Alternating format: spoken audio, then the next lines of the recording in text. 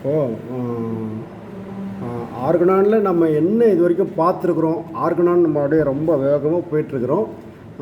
அதில் வந்து ஒரு சாரமாக உங்களுக்கு நினைவில் இருக்கக்கூடியது ஓரிரு வார்த்தைகள் சொன்னால் நம்ம எந்த அளவுக்கு தான் ஆர்கனானை பார்த்துருக்குறோம் அப்படிங்கிறத நம்ம தெரிஞ்சிடும். அடுத்து மெட்ரியாமெடிக்குள்ள போயிடலான்னு சொல்லிட்டு கருதுகிறேன். ஏன்னா ஒன் வேவாக இருக்கிறதுனால பயன் ஒன்றும் இருக்காது. ஒரு 4 வார்த்தையாச்சும் நம்ம இந்த விஷயங்களை பார்த்தோம், இப்படி தெரியுது அப்படின்றது கொஞ்சம் உங்களுடைய மொழியிலும் கொஞ்சம் சொன்னால் சிறப்பாக இருக்கும்னு கருதுகிறேன். அருள்மொழி மேடம்,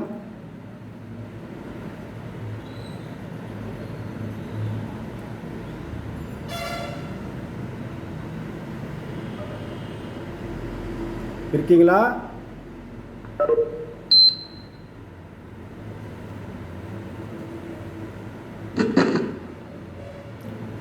அருள்மொழி மேடம்,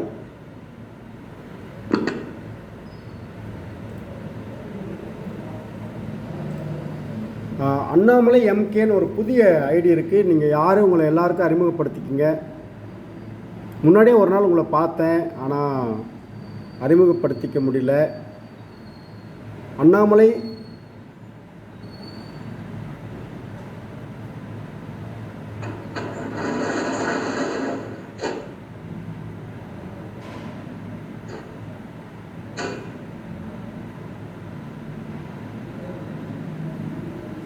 ஐயா கேட்குதா?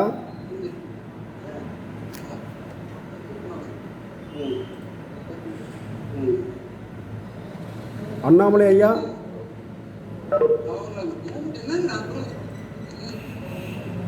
கோவிந்தராஜ் ஐயா, ஐயா வணக்கம் ஐயா. ஐயா வணக்கம் ஐயா. எப்படி ஆர்கனான் போயிட்டு உங்களுக்கு என்ன ஆர்கனானில் இது வரைக்கும் என்ன நம்ம புரிஞ்சுக்கிட்டோம்? ஓரிரு வார்த்தைகள். ஆர்கனான் 3 தூண்களாக அமைந்திருக்கிறது. ஒன்று ஆர்கனான் மெட்ரியாமெடிக்கா ரெப்பர்ட்ரி.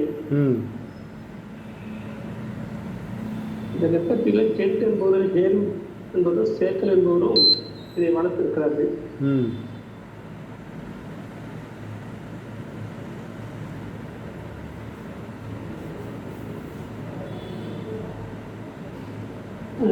ஒன்று முதல் 70 நெறிமுறைகள் வரையில நெறிமுறைகள் என்று சொல்லப்படுது, அபமேனிசம் என்று அழைக்கப்படுகிறது. 1 முதல் 70 வரை உயிராட்சியை பற்றி சொல்லுகிறது. சரிங்களா? உங்களுக்கு தெரிஞ்சது சொல்லுங்க. உங்களுக்கு இது வரைக்கும் நம்ம எல்லாதெல்லாம் புரிஞ்சுக்கிட்டோம் அப்படின்றதா ஒன்று சொல்லக்கூடிய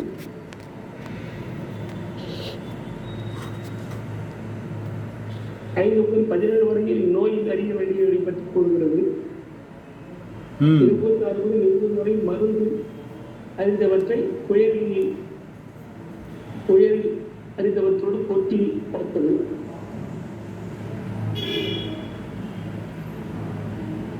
34வது முதல் 46வது மருந்து பொருட்களை கொண்டு ஏற்படக்கூடிய செயற்கை நோய்களை பற்றி கூறுகிறார். 52 முதல் 61 வரை முறை பற்றி சொல்கிறது. 63 முதல் 66 வரை நோய்களை கட்டுப்படுத்துவது மற்றும் அதனால் ஏற்படக்கூடிய தீங்குகளை பற்றி கூறப்படுகிறது. கடைசியாக 71 மருத்துவ முறை பற்றி விடைக்கு கூறப்படுகிறது.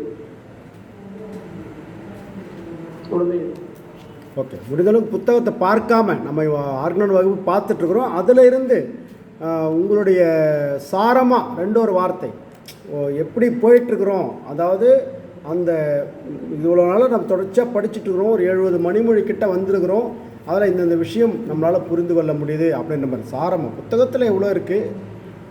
ஓகே, கார்த்திகேயன் ஐயா.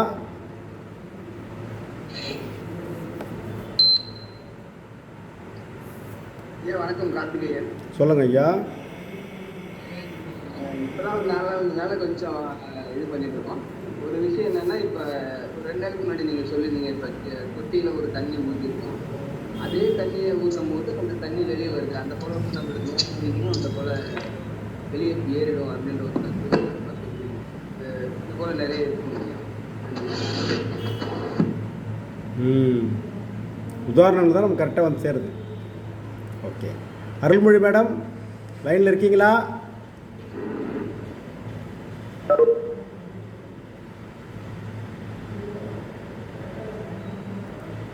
ஓகே. கவிதா மேடம், ஆர்கனானில் நம்ம என்ன இது வரைக்கும் என்ன புரிஞ்சிட்ருக்கோம்?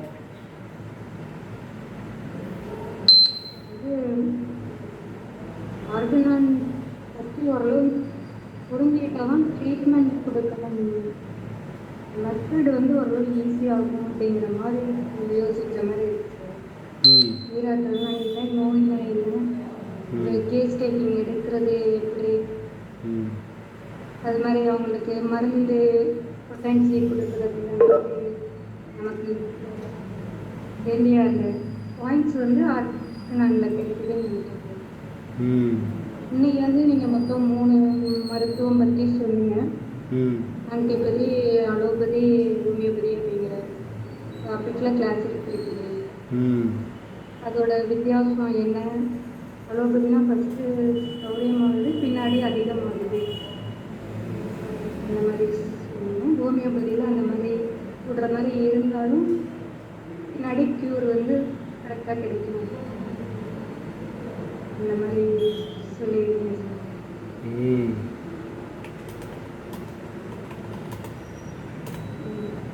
அதாவது சார் அதுக்கு மேலே பார்க்கணுன்னா எனக்கு பார்த்தா சார் இல்லை, நீங்கள் அப்படியே புரிஞ்சிட்டு சொன்னீங்கன்னா போதும். 2 வார்த்தை சொன்னாலும் புரிஞ்சிட்டு சொன்னாங்க, அதானே நமக்கு எவ்வளோ வந்து சேர்ந்துருக்குது அவுட்புட், அவ்வளோதானே. ஆர்கனான் புரிஞ்சுக்கிட்டாலும் ஓரளவு பேஷண்ட்டு கேஸ் டேக்கிங், மருந்து கொடுக்குற மெத்தடு, அது மாதிரி மற்ற மருத்துவத்தில் உள்ள குறைகள், நம்ம மருத்துவத்தில் உள்ள ஒரு ப்ளஸ்ஸு எல்லாமே புரியும் அப்படிங்கிறதான் நான் நினைக்கிறேன். கண்டிப்பாக மேடம், அதுக்காக தான் கேட்குறேன். அதுக்காக தான் சரி உங்களுக்கு எந்த அளவுக்கு போய் சேர்ந்துருக்கு அதை பற்றி ஐடியாலஜி. ஒரு ஆர்கனானை வந்து நடத்துகிறோம், ஒரு ட்ரையான சப்ஜெக்ட், அதை வந்து விளக்கப்படுத்தணும், அதை நாம் விளங்கி கொள்ளணும். அதுவும் பவர் பாயிண்டில் போடும்போது என்னுடைய கணினி வந்து கொஞ்சம் பழுதடைஞ்சிருச்சு. பவர் பாயிண்டில் நான் ரெடி பண்ணாலும் எனக்கு வந்து அது கரப்டட் ஃபைலாக காமிக்கிறதுனால, இல்லைனா நான் இவ்வளோ உங்களை சிரமப்படுத்தவே மாட்டேன். பாயிண்ட்டாக நீங்கள் பார்க்கும்போது உங்களுக்கு எளிதாக இருக்கும். நான் ஒரு பவர் பாயிண்டில் ஒரு பாடத்தை உருவாக்கினாலும் அது கரப்டட் ஃபைலில் தான் எனக்கு காமிக்கும். அப்புறம் நான் லேப்டாப் வந்து நான் ஒரு ஓஎஸ் மாத்திரம் ஏதோ ஒரு பண்ணணும், அதை பண்ணால் தான் அது மீண்டும் பழைய நிலைமைக்கு வரும். அது வரைக்கும் தான் இந்த சிரமங்கள். நீங்கள் விஷுவலாக பார்த்து ஒரு வகுப்பு அட்டன் பண்ணுறதுக்கும் ஒருத்தர் படிக்க கேட்கறதுக்கும் நிறைய வேறுபாடு இருக்குது. அதற்கு முன்னால் ஒரு சிறிய செய்தி. Doctor Riyasudeen sir. வணக்கம் சார். வணக்கம் சார். இன்றைக்கு வகுப்புக்கு ஏதாவது செய்திகள் வச்சுருக்கீங்களா சார் நீங்கள்? ஓகே சார், நான் வரேன். ஓகே, நான் உங்ககிட்ட வரேன். உங்கள் கருத்து கேட்டுட்டு நான் உங்ககிட்ட வந்துடுறேன். லலிதா மேடம். வணக்கம் சார். வணக்கம் சார். வணக்கம். கேட்குது சார். கேட்குது சார். இந்த ஆர்கனன் வந்து ஒரு நோயாளியை எப்படி கையாள வேண்டும், அவர் நோய் சொல்றதெல்லாம் பத்தி எப்படி எடுத்துக்க வேண்டும், தியரிட்டிக்கல் சைடு அண்ட் ப்ராக்டிக்கல் விரிவா விவரிச்சிருக்கு. அது நீங்க வந்து அதெல்லாம் ரொம்ப விருப்பமா சொல்லிட்டு இருக்கீங்க. கடுமையான நோய் வரும்போது பழைய நோய் வந்து அமுக்கப்படுகிறது. ஏன்னா வந்து வேற ஏதாவது அலோபதி மருந்து கொடுத்தா அது வந்து வேற விதமா சில நேரங்கள்லாம் நடக்குது, சரி கிடைக்கிறது இல்லை. அந்த அலோபதி மருந்து அப்படியே அமுக்கி விட்டுடுது. வந்து இப்ப ஈவன் வாந்தி பேதி வந்தா கூட அமுக்கிட்டு 2-3 நாள் கழிச்சு அதே போல அதுக்குள்ள வீரியத்தோட வர வேண்டிய ஒரு சூழ்நிலை வந்துருது. விளக்கமா இருக்கீங்க.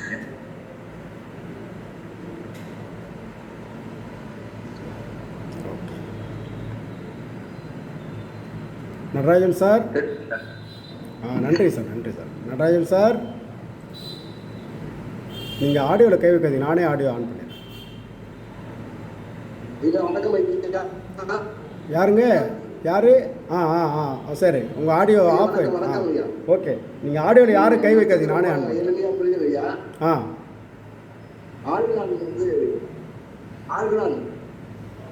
ஒரு மருத்துவர் எப்படி இருக்க வேண்டும், மருத்துவர் எப்படி இருக்க வேண்டும், மருந்து எப்படி கையாள வேண்டும், மருந்துகளினுடைய தன்மை என்ன, எப்படின்னா ஹோமியோபதி மருந்து வேலை செய்யும், ஆங்கில மருந்து எப்படி, அலோபதி மருந்து எப்படி வேலை செய்யுது, இதெல்லாம் ரொம்ப விளக்கமாக ஆர்கனானில் தெளிவாக ஆலிமன் மருத்துவர் தெளிவாகப்படுத்திருக்காரு. நமக்கு சட்டம், அது சட்ட நூல் ஆர்கனான்.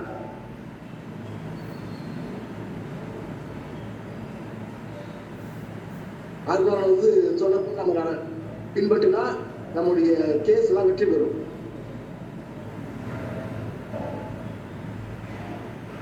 நன்றி ஐயா. நன்றி. மீண்டும் நான் எனது கேள்வியை தெளிவுபடுத்துகிறேன். இப்போ இந்த கேள்வியுடைய நோக்கம், நாம் இவ்வளவு நாள் சுமார் 69 மணிமொழிகளை பார்த்திருக்கிறோம். இதில் நாம் சாரமாக உள்வாங்கி கொண்டது என்ன? கவிதா மேடம் சொன்ன மாதிரி, நடராஜன் சார் சொன்ன மாதிரி, சாரமாக நாம் உள்வாங்கி கொண்டது என்ன? ஒரு பிச்சைமணின்னு நினைக்கிறேன், பிச்சைமணி ஐயா, லலிதா மேடம் அவருடைய வீட்டுக்கார் சொன்ன மாதிரி, சாரமாக நாம் இதில் எதை புரிந்து கொண்டிருக்கிறோம் அப்படின்னு தெரிஞ்சுதான் மேற்கொண்டு நாம் இதை பயணிக்கிறதுல ஒரு பொருள் இருக்கும். ஏன்னா ஒரு பவர் பாயிண்ட்டும் இல்லாமல் ஒருத்தர் மட்டுமே படிச்சுக்கிட்டு மீதி எல்லாரும் கேட்கக்கூடிய நிலையில் அது அங்கே அவுட்புட் எந்த அளவுக்கு எதிரில் போய் சேர்ந்தது அப்படின்னு ஒரு அளவுகோலை பார்க்காமலேயே, ஒரு ரிசல்ட் என்னன்னே பார்க்காம ஒன் சைடாக இருந்துக்கிட்டு நாமளும் பாடம் நடத்திட்டோம் அப்படின்னு போடுறதுனால இந்த கடனுக்கேன நம்ம யாருக்கு கணக்கு காட்ட போகிறோம்? ஒன்றுமே கிடையாது. அப்போ நாம் ஒரு உணர்வுபூர்வமான பாத்திரத்தை ஆற்றுகிறோம். 2 மணி நேரம் ஒரு நாளில் நாம் ஒதுக்குகிறோம் என்று சொன்னால் அது உண்மையிலேயே நமது மருத்துவ தொழிலுக்கு, மருத்துவ அறிவிற்கு நமக்கு அது பயன்படக்கூடியதாக இருக்கிறதா என்று ஒரு உரைகள் தான் இது. அப்போது நாம் நடத்தக்கூடிய அந்த சப்ஜெக்ட் அந்த எந்த அளவுக்கு உங்களுக்கு போய் சேர்ந்துருக்குதுன்னு தான் இப்போ நம்ம கேள்வியாக வைத்திருக்கிறோம். ஆர்கனான் என்ன வகையில் உங்களுக்கு டே டு டே லைஃப்பில் உங்களுக்கு அது எவ்வாறு பயன்படுகிறது அப்படின்றது தான் இப்பொழுது கேள்வி. நடத்தக்கூடிய ஆசிரியரை பற்றி அது அல்ல, சப்ஜெக்ட், அந்த சப்ஜெக்ட் எப்படி எனக்கு சேர்ந்துருக்குது. நடராஜன் சார் சொன்ன மாதிரி அது எனக்கு சட்ட புத்தகம். ஒரு மருத்துவர் தனது தொழிலில் வெற்றி அடைவதும் தோல்வி அடைவதும் ஆர்கனானை அவர் எந்த அளவிற்கு புரிந்து கொண்டிருக்கிறாரோ அதிலிருந்து தான் தீர்மானிக்கப்படுகிறது என்ற வகையில்.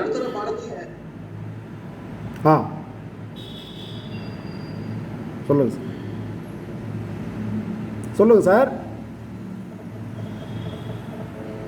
டவர் பிரச்சனையா?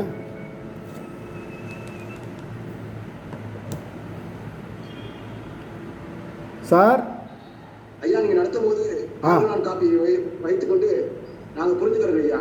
ஓகே, இல்லை அதான் கேட்குறேன், அதுதான் நான் கேட்குறேன்.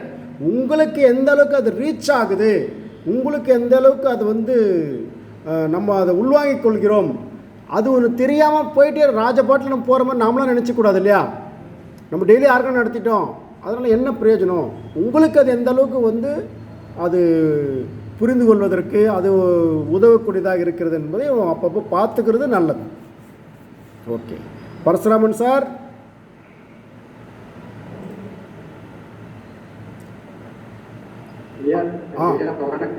கேட்குது ஐயா.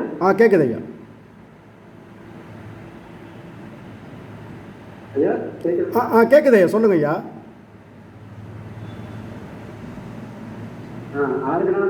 ஐயா, இது வரைக்கும் ஒரு நோயாளியை நோயை எப்படி அணுக வேண்டும் என்பதை தெளிவாக சொல்லப்பட்டிருக்கிறது.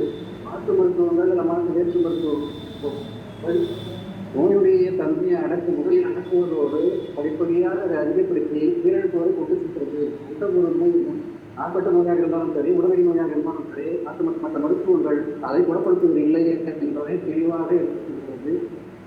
ஹோமியோபதி முறைப்படி நாம் அந்த நோயாளியை அந்த நோயை நாம் கையாளப்பட்டு ஒத்த குணமுள்ள ஒரு நோய்க்கு ஒத்த குணமுள்ள ஒரு மருந்தை நாம் கொடுத்து அதே தன்மை உள்ள ஒரு நோயை ஏற்படுத்தி செயற்கை நோய் ஏற்படுத்தி இயற்கை நோயை அது குணப்படுத்துகிறது என்பதை நாம் புரிந்து கொண்டே இருக்கிறோம். நன்றி நன்றி, அருமை அருமை. லட்சுமி மேடம், ஆடியோவில் யாரும் கை வைக்கிறதையும் நானே ஆடியோ ஆன் பண்ணுறேன். நீங்கள் ஆஃப் பண்ணுறதானே பண்ணலாம், முடிஞ்சால் நானே கூட ஆஃப் பண்ணிடுறேன். லட்சுமி மேடம் லைனில் இருக்கீங்களா? அருள்மொழி மேடம் இணைப்பில் வந்தீர்களா?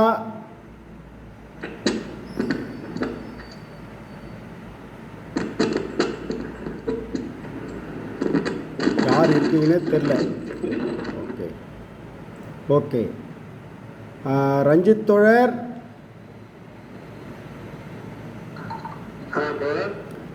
ஆர்கனான் எந்த அளவுக்கு உங்களுக்கு போய் சேர்ந்துருக்கு, நீங்கள் அதை பற்றி வகுப்பில் என்ன மாதிரி உங்களுடைய கருத்துக்களை கொஞ்சம் சொல்லுங்களேன்.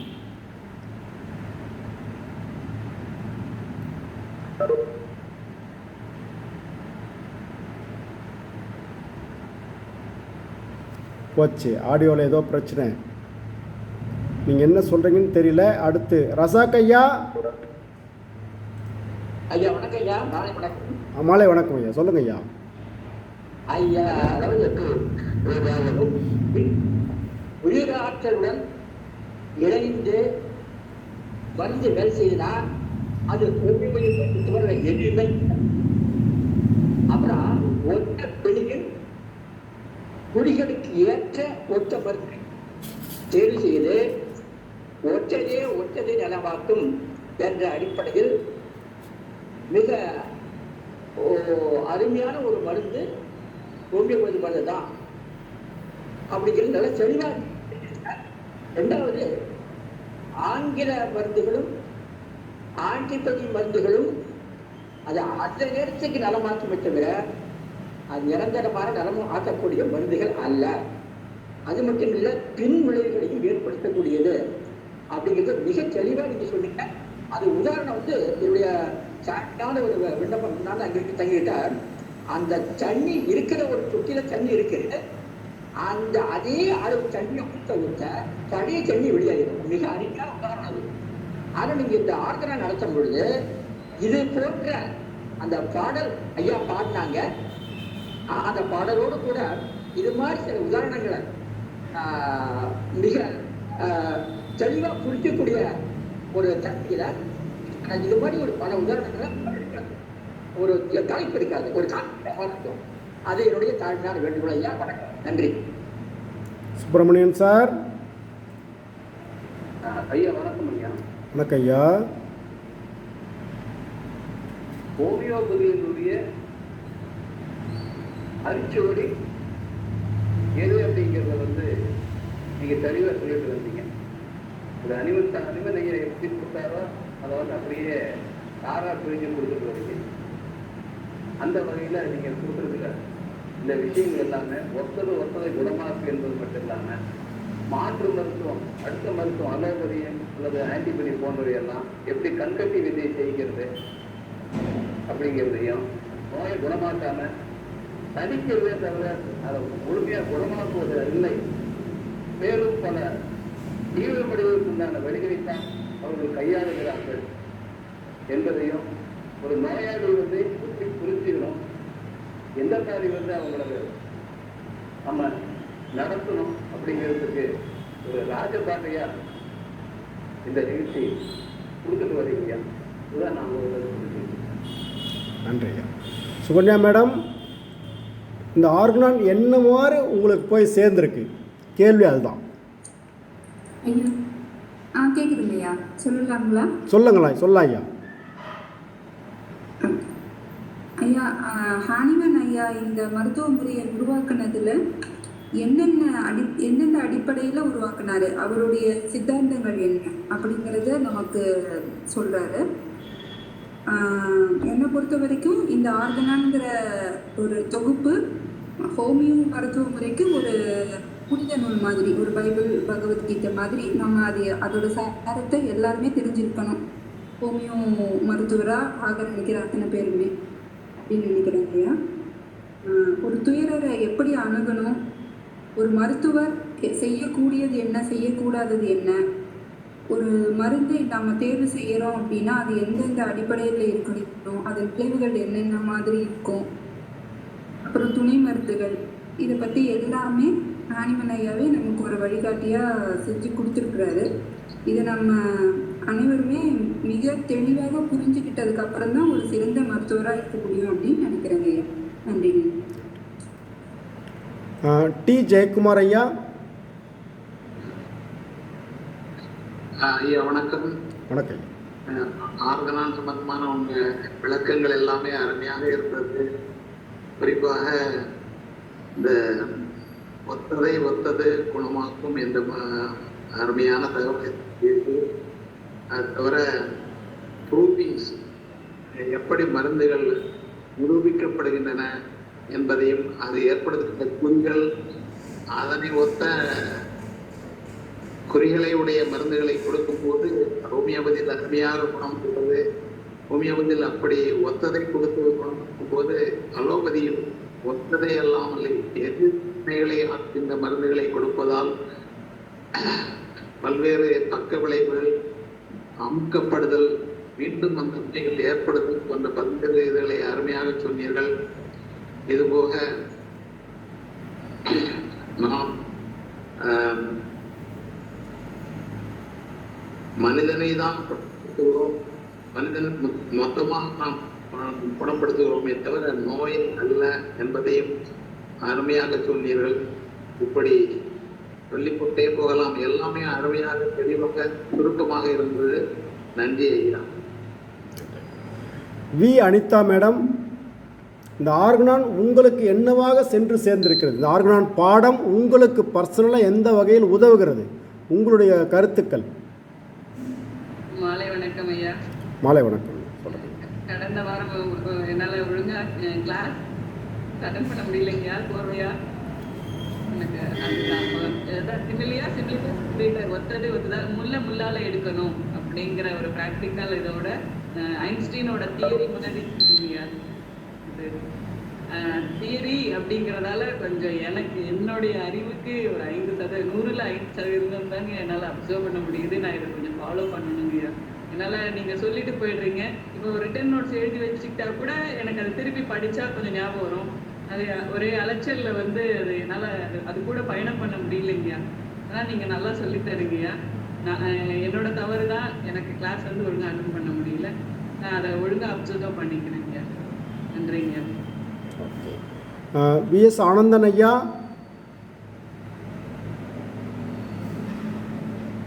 வணக்கம் சார். வணக்கம். இந்த ஆர்கனான் என்னை பொறுத்தவரையில் நமக்கு ஹோமியோபதி மருத்துவத்துக்கு ஒரு சட்ட புத்தகம். அது சட்ட புத்தகத்தில் ஒவ்வொரு ரூல்ஸாக அவர் எழுதிட்டு வர்றாரு. அதாவது அவர் காலத்தில் தான் அவர் தான் ஹோமியோபதியை கண்டுபிடிச்சி மக்களுக்கு உணர்த்துறாரு, வெளிப்படுத்துறாரு. அப்போ அவர் சொல்லிக்கிட்டே வர்றாரு. இது ரூல்ஸ் ஒவ்வொன்றா ஃப்ரேம் பண்ணி சொல்லிட்டு வர்றாரு. அந்த காலத்தில் இருந்த மருத்துவ முறை 2 மருத்துவ முறை, ஒன்று அலோபதி, ஆன்டிபதி. அதுக்கு மாற்றாக தான் நம்ம ஹோமியோபதி வருது.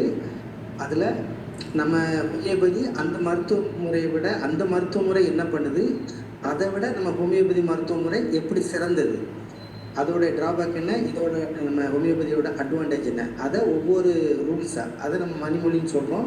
ஆங்கிலத்தில் சொல்ல போனால் ரூல்ஸ்ன்னு சொல்லலாம். நம்ம அதை எழுதிக்கிட்டே வராரு. அதுதான் ஆர்கனான்னு நான் நினைக்கிறேன்.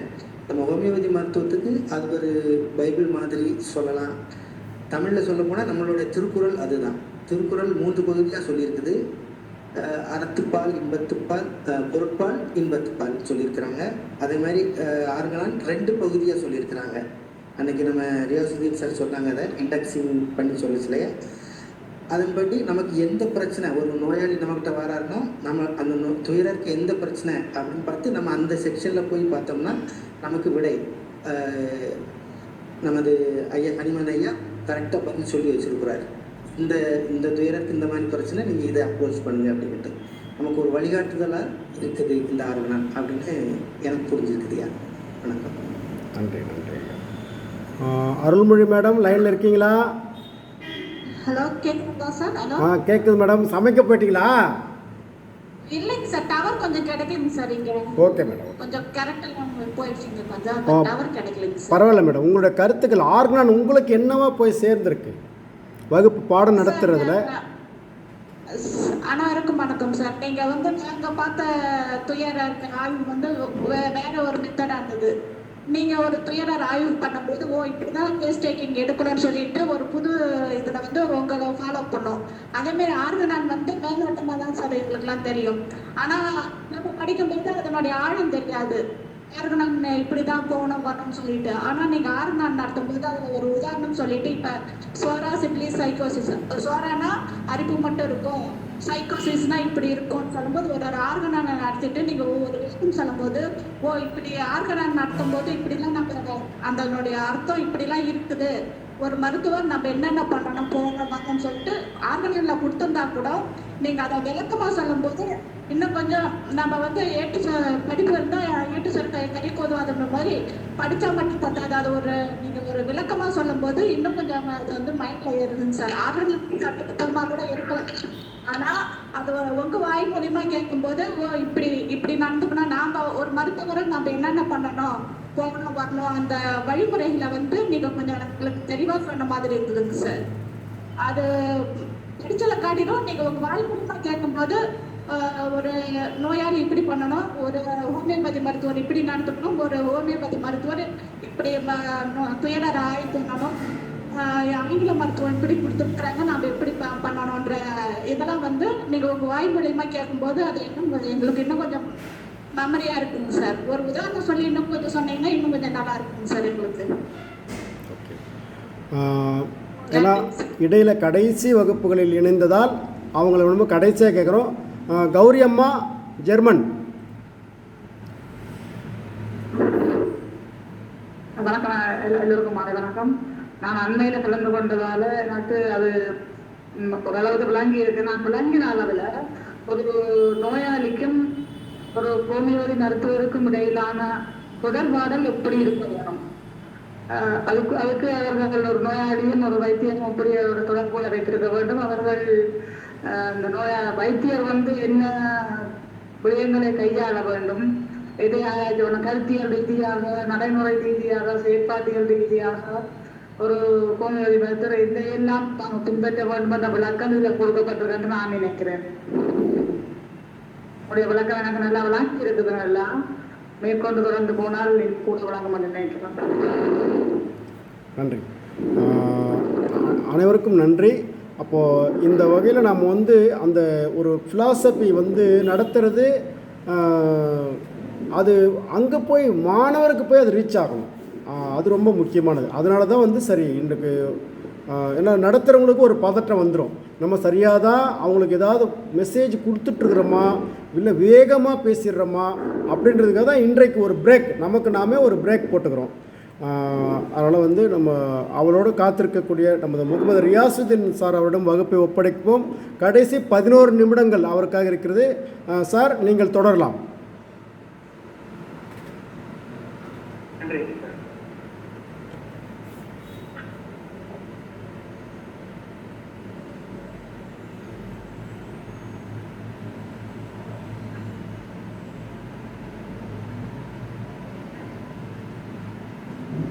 அனைவருக்கும்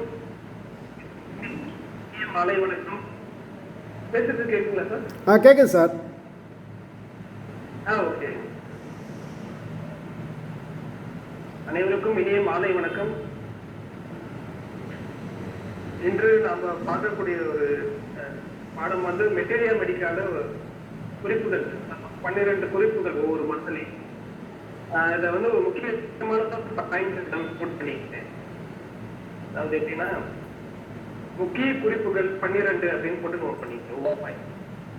முக்கிய குறிப்புகள் 12. முதலாவதாக அக்கோனைட் அப்படின்னு போட்டுருக்கேன். அக்கோனைட்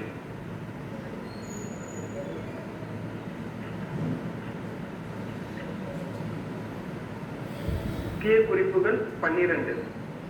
முதல் மருந்து வந்து அக்கோனைட்.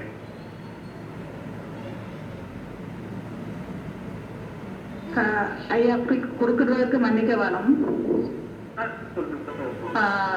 உங்களுடைய ஆங்கில உச்சரிப்புக்கும் எங்களுடைய ஆங்கில உச்சரிப்புக்கும் கொஞ்சம் வித்தியாசமா இருக்க முடியாது. அது கொஞ்சம் அந்த பேர்களை கொஞ்சம் ஸ்கிரீன்ல போட கொஞ்சம் உச்சரிப்போட ஸ்பெல்லிங் பண்ணி நான் போடுறேன். அவர் சொல்ல நான் போடுறேன். ஆங்கிலம் எங்களுடைய உச்சரிப்பு கொஞ்சம் வேற மாதிரி இருக்கிறது. ஓகே, நான் அவர் சொல்ல நான் போடுறேன் ஸ்க்ரீனில் போடுறேன். ஓகே, முக்கிய குறிப்புகள் 12 இருக்குது. மருந்தோட பெயர் வந்து அக்கோனைட். SCONITன்னு இருக்கு, அக்கோனைட். ஆங்கிலத்தில் அக்கோனைட்.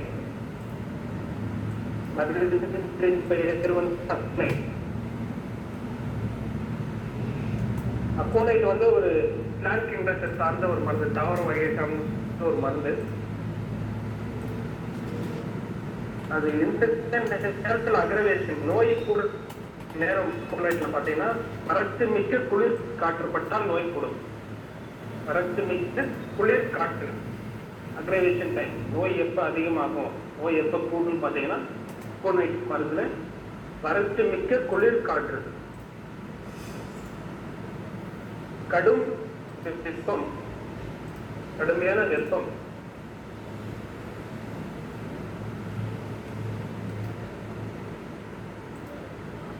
அதிர்ச்சி, ஷாக், அதிர்ச்சி. மருந்தோட பேர் வந்து அக்கோனைட்டு. அதோட இனம் வந்து தாவர இனம், பிளான்ட் கிங்டம். எந்த நேரத்தில் அக்ரவேஷன் பண்ணணும்னு பார்த்தீங்கன்னா நோயை கூடக்கூடிய காலம், வறட்சி மிக்க குளிர்காற்றுப்பட்டால் நோய் அவங்களுக்கு அதிகமாயிரும். கோல்டு ட்ரை வெதர், வறட்சி மிக்க குளிர் காற்று, கடும் வெப்பம், கடும் வெப்பம் நோயை நீட்டிக்கும், நோயை அதிகப்படுத்தும். அதிர்ச்சி. சார் எக்ஸ்கியூஸ் மீ சார், ஒரு முறை சொல்லுங்க சார், ஃபாலோ பண்ண முடியல. Okay madam. அதாவது மறக்க என்ன சொல்றது மேடம், முக்கிய குறிப்புகள் 12 எழுதிங்க. முக்கிய குறிப்புகள் 12 தலைப்பு. அதுக்கு கீழே வந்து மருந்தின் பெயர். முதல் மருந்து வந்து அக்கோனைட். அக்கோனைட் அதனுடைய இனம் தாவர இனம், பிளான்ட் கிங்டத்தை சார்ந்த ஒரு மருந்து. மருந்தின் பெயர் அக்கோனைட், இனம் வந்து தாவர இனம்.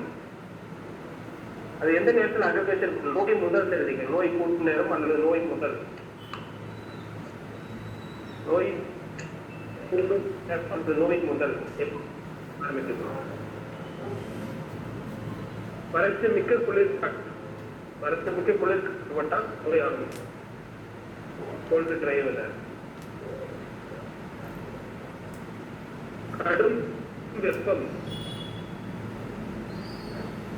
கடும் வெப்பம், அதிர்ச்சி, ஷாக். இது வந்து அக்ரவேஷன் பண்ணும். இதுல இருந்து நோய் தோன்றிருக்கும். 7 பென்சிலும் இதுல இருந்து நோய் வந்துருக்கும். ஒரு குளிர் காற்றுல போயிட்டு வந்தாங்க, ஜுரம் வந்துருச்சு, இந்த மாதிரி வறட்சி மிக்க குளிர் காற்றுல போயிட்டு வந்தாங்க. இதே மாதிரி அந்த நோய் எப்ப தாக்கும், அது அதிகமாக தாக்கும் காலம் அக்கோனைட் மருந்து வந்து தாக்கும் காலம், நோயை தாக்கக்கூடிய காலம் குளிர் நாட்கள். குளிர்காலத்துல அடக்கப்பட்ட வியர்வை, வியர்வையை வந்து சப்ரஸ் பண்ண அடக்கி வச்ச அடக்கப்பட்ட வியர்வையினால் நோய் அந்த நேரத்தில் தாக்கும். எந்த நேரத்தில் அதிகமாக தாக்கும் டைம் பார்த்தீங்கன்னா மாலை நேரம், ஈவினிங், மாலை மற்றும் இரவு நேரம். நைட் டைம்ல நோய் தாக்கக்கூடிய நேரம் அதிகம் அக்கோனைட்ல.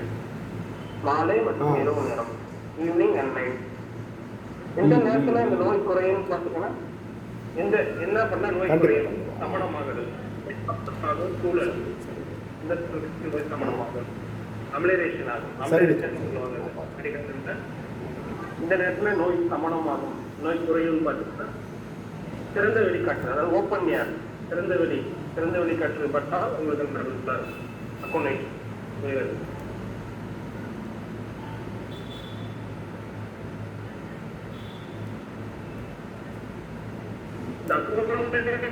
இருந்து எவ்வளவு நாள் உடம்புல பணிபுரியும், வேலை செய்யும் பாத்தீங்கன்னா அக்யூட் டிசீஸ், அதாவது தீவிர நோய், அக்யூட் டிசீஸ்க்கு நல்ல ஒரு நிவாரணி.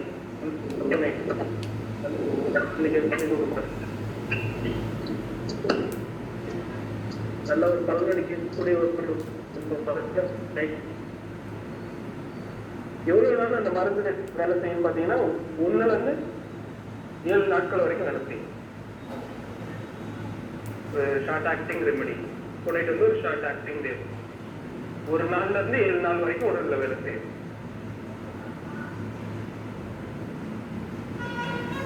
சார் வேற யாரோட மைக்கும் ஆன்ல இருக்கு சார். நான் பார்க்குறேன்.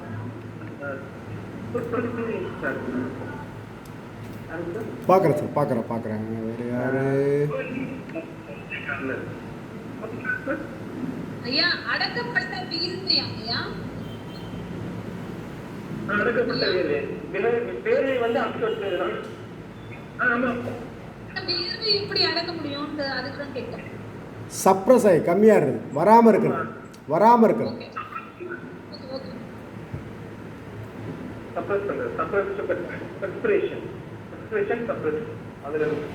வேறுவே வரலன்னு சொல்லுவாங்க.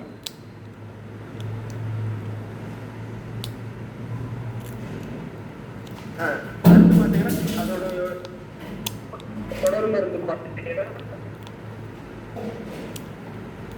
வெள்ளம், அதுக்கப்புறம் அப்புறம் வெயில் நல்லா இருக்கு. தொடர் மருந்து வெள்ளம்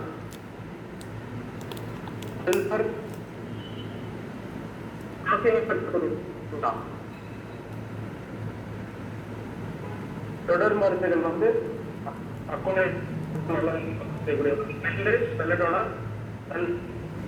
காஃபியா குரூடா இல்லைங்க என்ன எழுத சொல்றீங்க? பெலட்டோனா தலைப்பு போட்டுட்டு என்னங்க எழுத சொல்றீங்க? அக்கோனேட் தலைப்புக்குள்ள தான் வந்துட்டு. ஹலோ கேக்குங்களா மேடம்? சொல்லுங்க சார். அதாவது 12 முக்கிய குறிப்புகள் 12 எழுதிங்க மேடம். அதுல வந்து ஒவ்வொரு மருந்தும் சொல்றேன். ஃபர்ஸ்ட் அக்கோனேட் மருந்தோட 12 குறிப்பு, அதான் மருந்தோட பேருன்றது முதல் குறிப்பு, இனம் தாவர இனம் அந்த மாதிரி.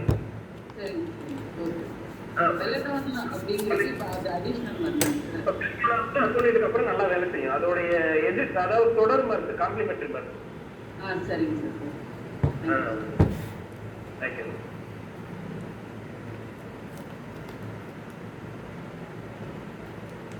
தொடர் மருந்துகள் வந்து பாத்தீங்கன்னா பெல்லடோனா, சல்பர், காஃபியா குரோடா. அக்கோனைட் மருந்தோட எதிர் மருந்து என்னன்னு பாத்தீங்கன்னா புளித்த காடி, அதாவது அசிட்டிக். ஒரே ஒரு நிமிடம்.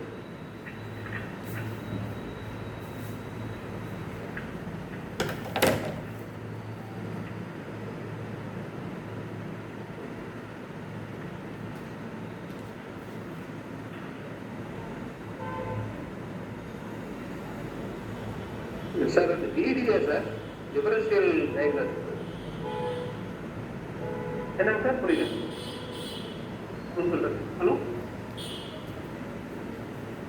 ஹலோ சார், நீங்க சொல்றது டிடி, அது டிஃபரன்ஷியல் டயக்னோஸா? எதிர் மருந்துங்கிறது எதிர் மருந்துன்றது அதுக்கப்புறம் அது என்ன கொடுக்க கூடாது சார். எதிர் மருந்துல எனிமிக் புளித்த காடின்னு சொன்னாங்க. அது வந்து அசிட்டிக் ஆசிட்னு வரும் சார். நான் பார்த்து சொல்றேன் சார். நான் எடுத்து சொல்றேன் முடிச்சுட்டு. புளித்த காடி, அதாவது தமிழ்ல அது சார். ரியாசுதீன் சார், ஒரு சின்ன விண்ணப்பம். நீங்கள் சொல்கிறீங்களா தூய தமிழில் சொல்கிறீங்களா சார்? அது வந்து நம்ம ஹோமியோபதி மெடிக்கல் லாங்குவேஜ்லேயும் கொஞ்சம் சொல்லுங்கள். இப்போ எதிர் மருந்துன்னு சொன்னீங்க இல்லையா? எதிர் மருந்துனா அனிமிக்கா ஆன்டிடோட் சார்? எதிர் மருந்துனா இது அதோட இது வந்து இது பண்ணும் சார், முறிக்கிறது சார். அது வந்து இனிமிக்கல் சார். அது அதை கொஞ்சம் சொல்லிருங்கய்யா எங்களுக்கு. அந்த இங்கிலீஷ்லையும் சொல்லிடுங்க. அது எதிர் மருந்துங்கிறது என்னதுங்கிறத இங்கிலீஷ்லையும் நம்ம ஹோமியோபதி லாங்குவேஜ்லையும் சொல்லிடுங்க. அப்படின்னா எங்களுக்கு ஈஸியாக இருக்கும். ஆன்டிடோட்ன்றது வந்து முறிவு சார். அதாவது ஒரு மருந்தை கொடுத்துட்டோம் அப்படின்னா, தவறா கொடுத்துட்டோம், இல்லை அந்த மருந்தோட இதை வந்து முறிக்கணும் அப்படின்னா கொடுக்கறது ஆன்டிடோட். எதிர் மருந்துகள் வந்து கொடுக்க கூடாது, அது இனிமிக்கல். இந்த மருந்துக்கு அப்புறம் அதை கொடுத்தோம் அப்படின்னா தொந்தரவு செய்யும் அப்படின்றது அதோட.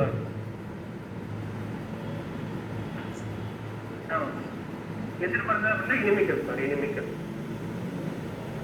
அக்கோனைட்டோட எதிர் மருந்து வந்து புளித்த காடி, அசிட்டிக் ஆசிட். இதனுடைய பொதுவான குறிகள், ஜெனரல் சிம்டம் பாத்தீங்கன்னா பொதுவான சிம்டம்ஸ் அக்கோனைட்ல முக்கியமா வந்து பேர் இருக்கு. பயம், ஃபியர், கவலைகள், அமைதியின்மை, ரெஸ்ட்லெஸ்னஸ், ரெஸ்ட்லெஸ்ஸாக இருப்பாங்க, ரெஸ்ட்லெஸ், அமைதியின்மை.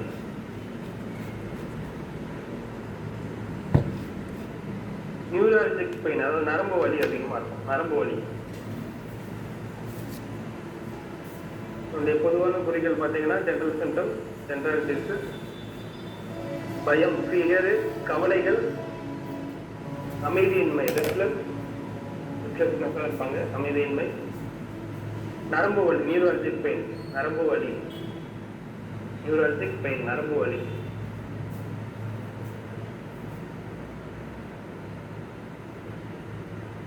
இதனுடைய சிறப்பு குறிகள் பார்த்தீங்கன்னா அக்கோனைட்டு சிறப்பு குறிகள்.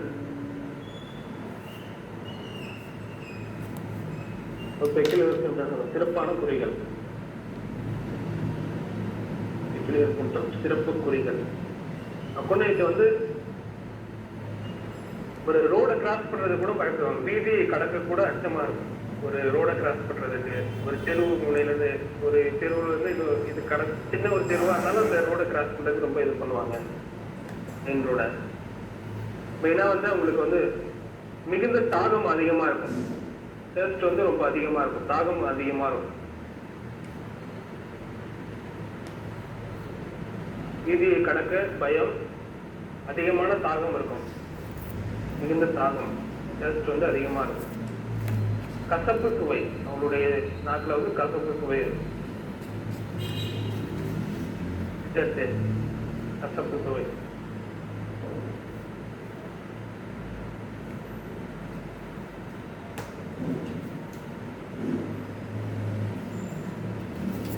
அக்கோனைட்டை வந்து 6, 12, 30 வரைக்கும் வீரியத்தில் பயன்படுத்துறாங்க. 6வது வீரியம், 12வது வீரியம், 30வது வீரியம். பொட்டன்சி 12, 60, 12C and 30C பொட்டன்சியில் பயன்படுத்துறாங்க.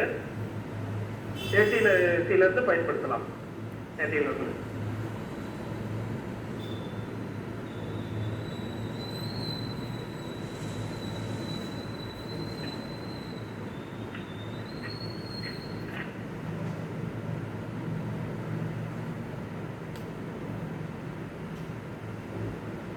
மீண்டும் ஒரு தடவை அக்கோனைட் பற்றி சொல்றேன். அதாவது முக்கிய குறிப்புகள் 12 எழுதிருங்க.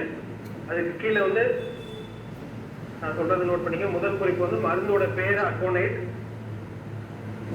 மருந்தின் இனம் வந்து தாவர இனம், பிளான்ட் கிங்டம், எந்த நேரத்தில் நோய் கூடும், அதாவது நோய் எந்த நேரத்தில் அக்ரவேட் ஆகும், நோய் முதல் பார்த்தீங்கன்னா வறட்சி மிக்க குளிர்காற்று, வறட்சி மிக்க குளிர்காற்று பட்டால் நோய் அதிகமாகும், கடும் வெப்பத்தினால் அதிகமாகும், அதிர்ச்சியினால் அதிகமாகும், ஷாக், அதிர்ச்சியினால அதிகமாகும். எந்த நேரத்தில், அடுத்த குறிப்பு 4 பார்த்தீங்கன்னா நோய் தாக்கக்கூடிய காலம், எந்த நேரத்தில் நோய் தாக்கும்னு பார்த்தீங்கன்னா குளிர் நாட்கள்ல அதிகம் நோய் தாக்கும். வேர்வை வராமல் இருந்த அடக்கி வைக்கப்பட்ட வேர்வை, சப்ரஸ்ட் பெர்ஸ்பிரேஷன், அடக்கி வைக்கப்பட்ட வேர்வையினால் நோய்கள் தாக்கும், அந்த நேரத்தில் நோய் அதிகமாகும். அது எந்த நேரத்தில் அது நோய் தாக்கும்னு பார்த்தீங்கன்னா 5வது குறிப்பு. நோய் தாக்கும் நேரம் வந்து மாலை நேரம், ஈவினிங்கு, நைட் டைம் வந்து நோய் அதிகமாக தாக்கும். அந்த நேரத்தில் இந்த நேரத்தில் அமிலரேஷன் ஆகும். நோய் எந்த நேரத்தில் குறையும் பார்த்தீங்கன்னா திறந்த வெளிக்காற்றுனால், ஓப்பன் ஏர், திறந்த வெளிக்காற்றால நோய் குறையும். அக்கோனைட் வந்து எவ்வளோ நாள் உடம்புல வேலை செய்யும் பார்த்தீங்கன்னா தீவிர நோய்க்கு வந்து நல்லா பலனளிக்கக்கூடிய ஒரு மருந்து, அதாவது அக்யூட் டிசீஸ், சடனாக வரக்கூடிய அக்யூட் டிசீஸ் எல்லாத்துக்கும் பயன்படுத்தக்கூடிய ஒரு மருந்து.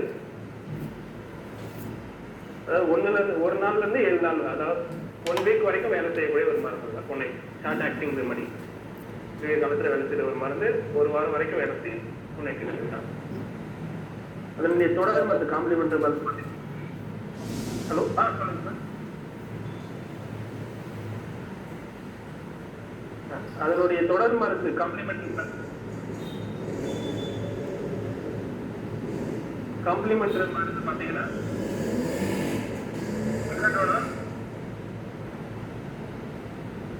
சல்பர், காஃபியா குருடா. எதிர்பார்த்து பார்த்தீங்கன்னா குளித்த கார்டியாக் ஆசிட். அதனுடைய பொதுவான குறிகள், ஜென்ரல் சிம்டம் பார்த்தீங்கன்னா ஜென்ரல் சிம்டம், பொது குறிகள் பயம், ஃபியர், கவலைகள்,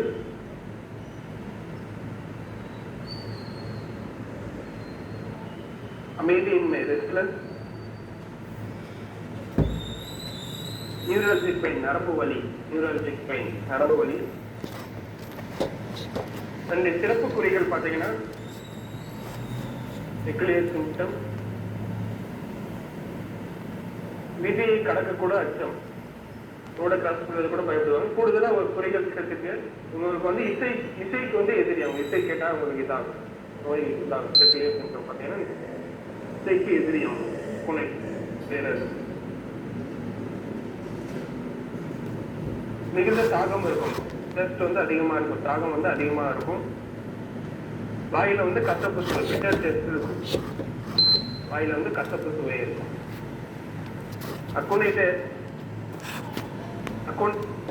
அக்கோனைட்டை வந்து என்ன பொட்டன்ஷியத்தில் பயன்படுத்தலாம்னு பார்த்தீங்கன்னா பயன்படுத்த வந்து 6, 12, 30, 60, 12 and 33.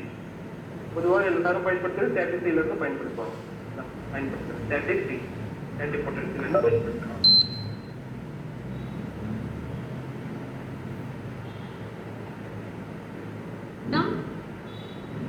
ஐயா கேக்குதுங்களா? ஐயா இந்த மருந்து எந்த வேலையில எடுக்கணுங்க ஐயா? காலையா, மதியமா, இரவா?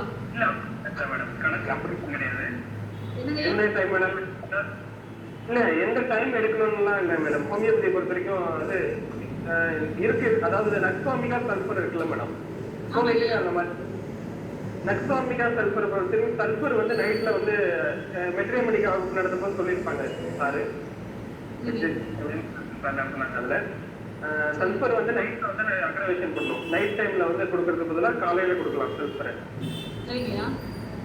நக்ஸாமிகா வந்து காலையில வந்து அக்ரவேஷன் பண்ணும். என்ன அக்ரவேஷன் அப்படின்னா அதாவது கொஞ்சம் லேசா தூக்கம் வரும் அதை எடுக்கும் போது. நக்ஸாமிகா கொஞ்சம் இருக்கும். அது பணிபுரிய வேலை செய்யறவங்க உங்களுக்குன்ற போது காலையில கொடுக்கறதுக்கு பதிலாக இரவு நேரத்துல கொடுத்துட்டா நல்லா இருக்கும். சரிங்க சரிங்க. இந்த மருந்து வந்து எந்த வேலையிலாம் எடுக்கலாம்? பொதுவா வந்து ஹோமியோபதியில ஆரம்பத்தில் கற்றுக் கொள்ளக்கூடியவர்களுக்கு வந்து பொதுவாகவே டிசீஸ்லாம் அக்கோனைட்டை கொடுப்பாங்க. அதாவது சடன் டிசீஸ் அப்படின்றத வச்சு அந்த ஏல இருந்து ஹோமியோபதியில ஏ அப்படின்ற மாதிரி ஜேபிசிடி மாதிரி அக்கோனைட்டை பயன்படுத்துவாங்க ஆரம்ப கட்டத்துல. ஆனா குறிகள் பார்த்து தான் பயன்படுத்தலாம், சிம்டம்ஸ் பார்த்துக்கலாம்.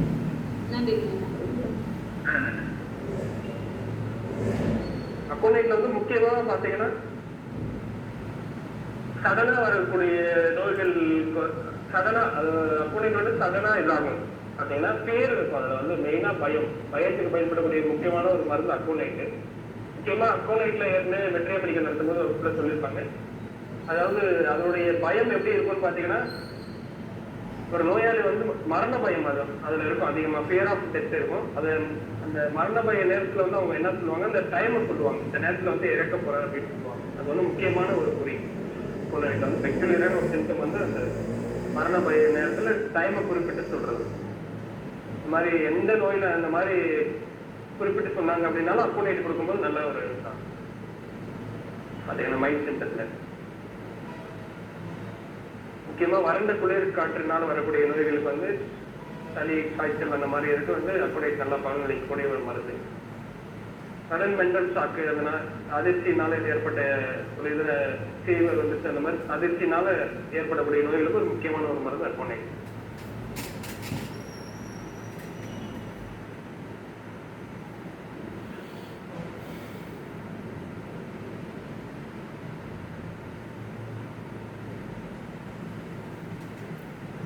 சார் சார்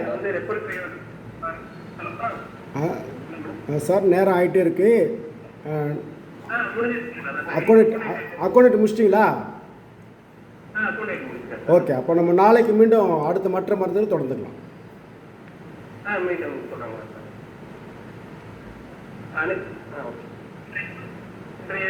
வகுப்பை இத்துடன் நிறைவு பெறுகிறது. மீண்டும் நாளை சந்திப்போம். அனைவருக்கும் இனிய இரவு வணக்கம். நன்றி நன்றி நன்றி, அனைவருக்கும் நன்றி. நன்றி நன்றி நன்றி.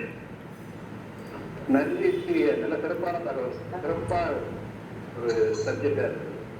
நன்றி ஐயா, நன்றி நன்றி ஐயா, நன்றி நன்றிங்க ஐயா, நன்றி ஐயா, நன்றி ஐயா. நன்றி. இருவருக்கும் நன்றி. நன்றி ஐயா.